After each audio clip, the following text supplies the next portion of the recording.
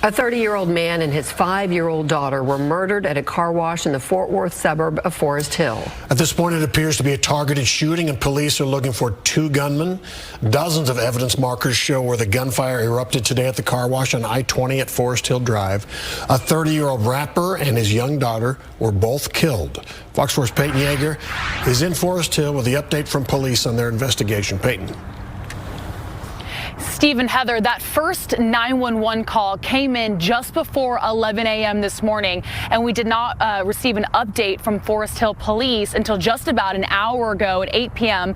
They now tell us police have identified at least one of the suspects and have issued a capital murder warrant. However, police are not releasing any of the names of the suspects. We know that 2 men, police say, opened fire on the victims.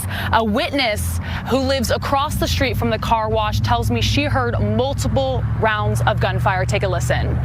6 the first time, and then it was like a half a second to a second. I heard 6 more, and then a half a second or a second later, I heard 3 more. Becky Johnson startled by what she says sounded like back-to-back gunfire. A deadly shooting in broad daylight at a car wash off Forest Hill Drive and Interstate 20. I could see people filling for their cars. Johnson watching customers take cover behind their own vehicles. Forest Hill police say 2 men got out of a Kia, approached the victim's car, and opened fire. Sky 4 video shows dozens of evidence markers around a maroon Challenger, also a vacuum still laying in the front seat. Forest Hill police confirm 2 were killed in the Monday shooting. And a baby, his baby, a baby. Family members tell Fox 4 the victims are 30-year-old Chucky Smith, known as North Texas rapper G Money LIL RONNIE, and his 5-year-old daughter. The little girl just had a birthday yesterday. Cleaning the car out, and somebody came through shooting and killed him and the baby. Fort Worth and Mansfield police were on scene to help with crowd control. Raw emotions as loved ones rushed to the car wash. Cries were heard as people leaned on one another. When is gonna stop? Yo, what's up, people? We back. Another day on Keep It G News. Now, before we get this video, make sure you like, comment, share, and subscribe to the channel. And don't forget, we go live every day at 11 p.m. Because, y'all, we got a lot to talk about. And for the last couple of days, we've been talking about the death of LIL RONNIE and his 5-year-old daughter, which is a tragic situation. And I think ultimately it was a situation that was instigated. More than likely, it was a situation that could have been avoided because a lot of these beefs, y'all, though they spiral out of control, a lot of times you'll start with something very, very small. Disrespect. A woman. Nowadays, it's almost never over money. Never over money. Probably started off in diss songs. You know, but this happened in Fort Worth, Texas. And anybody that know anything about Fort Worth, there's a guy on the internet right now that speaks real loud and proud about Fort Worth. He actually said he was a community activist there.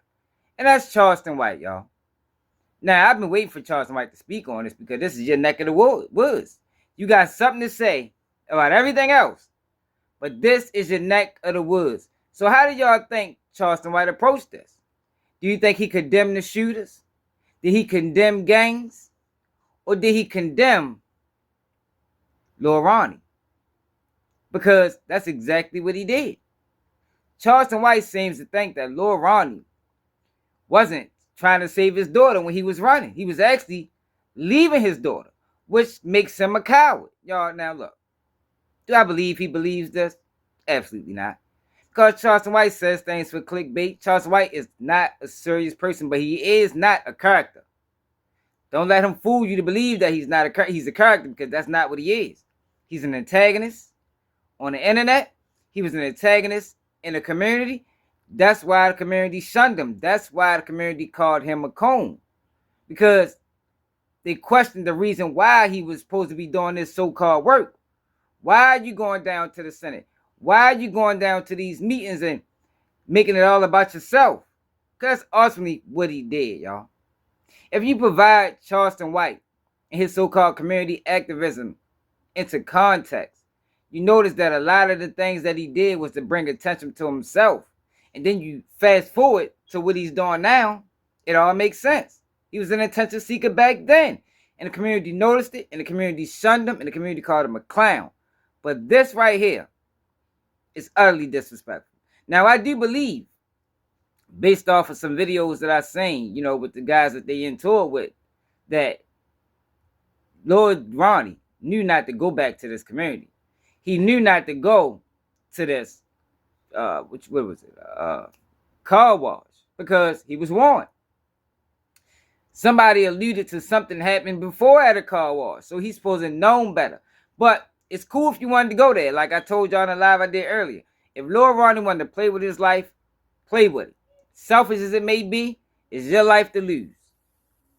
But he should have never took his daughter. She didn't ask for that.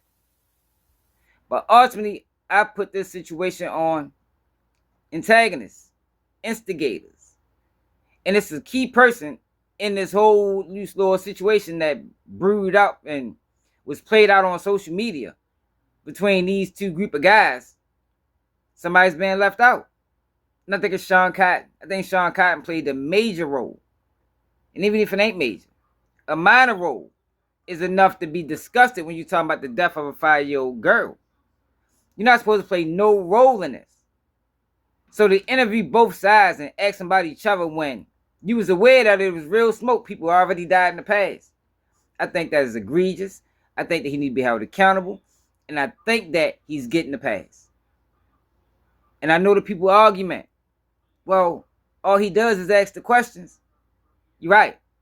And all the interviewer or interviewee does is answer the questions. But when you know you're dealing with somebody of ignorance or low high IQ or just clout chasing, why do you put them in that situation, y'all? Because we know what that's called? It's called exploitation. When you using a person through manipulation tactics because you trying to get the views, you trying to get the likes, you trying to get the headline. That is the definition of exploitation, which is manipulation disguised. Let me know how y'all feel about this in the comments. It's another day of Keep It G News, and I'm out.